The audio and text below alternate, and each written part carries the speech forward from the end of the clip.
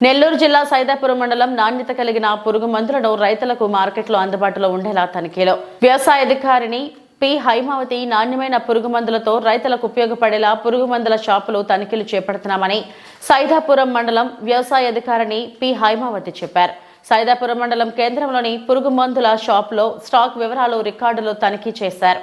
ఏడాది పూర్తవుతున్న సందర్భంగా రికార్డులు పక్కాగా ఉండాలని షాప్ సిబ్బందికి నిర్వాహకుడికి ఆమె సూచించారు.